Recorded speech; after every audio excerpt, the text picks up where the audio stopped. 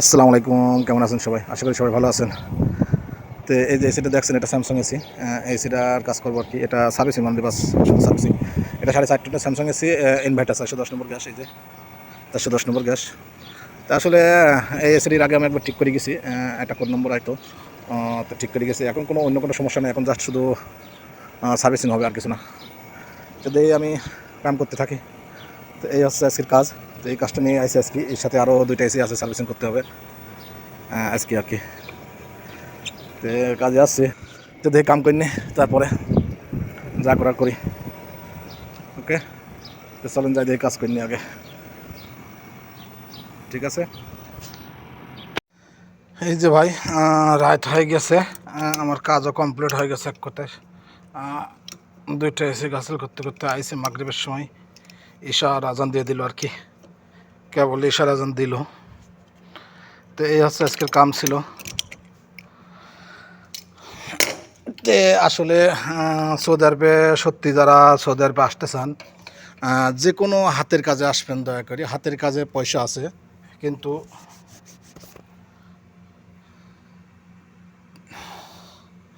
হাতের কাজে আসলে পয়সা আছে ভাই। হাতের কাজে আল্লাহর রহমতে যে কাজে জানেন না কেন, হাতের কাজে পয়সা আছে। তো যারা আসলে ইনভার্টারের কাজ দেখে ভয় করেন, এত ভয় করার কিছু নাই। ইনভার্টারের কাজ দেখি, ইনভার্টার কাজও সিম্পল। সার্ভিসিং টার্ভিসিং বা ইনভার্টারের এক কথায় জানতে হবে, কোড নাম্বার জানতে হবে এক কথায়। কারণ ইনভার্টার এসিগুলো বেশিরভাগই কোড নম্বর আসে, আর কোড নম্বর না জানলে পরে ইনভার্টার এসির কিছু করা যায় না, রোগ ধরা যায় না। আর কোড নম্বর না চিনলে পারে মানে রোগ ধরা খুব কষ্ট হয়ে যায়।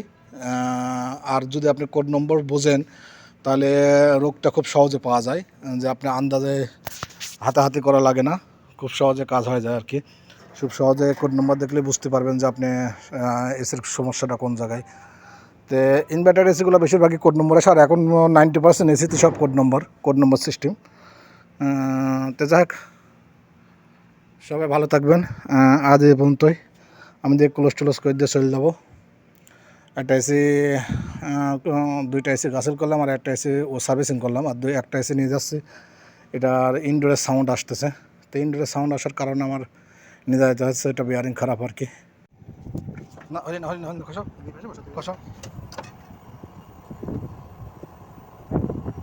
এই পার্ট ভিতর ঢুকা দেবো এরকম। হ্যাঁ, দাও এবার আরামে বসাও, লকের ভিতরে লক ঢুকে যাবি না।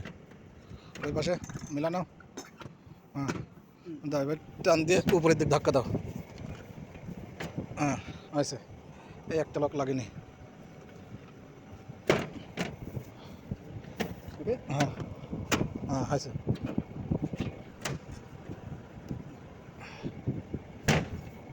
দাঁড়াও, লাগেনি এখানে একটা। হ্যাঁ, দা, হ্যাঁ, আছে আছে আছে আছে আছে।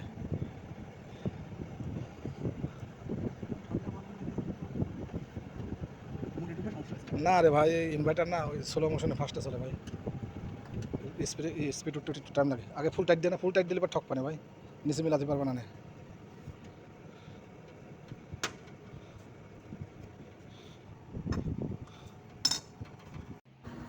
তো এই যে দেখতে পাচ্ছেন, এটা ইনডোর, এটা ওই আউটডোর আর কি। ইনডোরতে আমার সার্ভিসিং হয়ে গেছে, ফুল কমপ্লিট হয়ে গেছে। আমি গ্যাস ট্যাস পুরো সারিয়ে দিচ্ছি।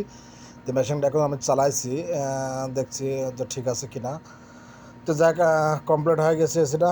তো সবাই ভালো থাকবেন, আবার অন্য কোনো সময় অন্য কোনো ভিডিও নিয়ে আপনাদের সামনে হাজির হব। যদি ভিডিওটা ভালো লাগে তো শেয়ার করবেন অবশ্যই। তো ভালো থাকবেন, আজ এ পর্যন্ত, খুদা হাফেজ। আবার অন্য কোনো ভিডিও নিয়ে আপনাদের সামনে হাজির হব। ওকে, আসসালামু আলাইকুম।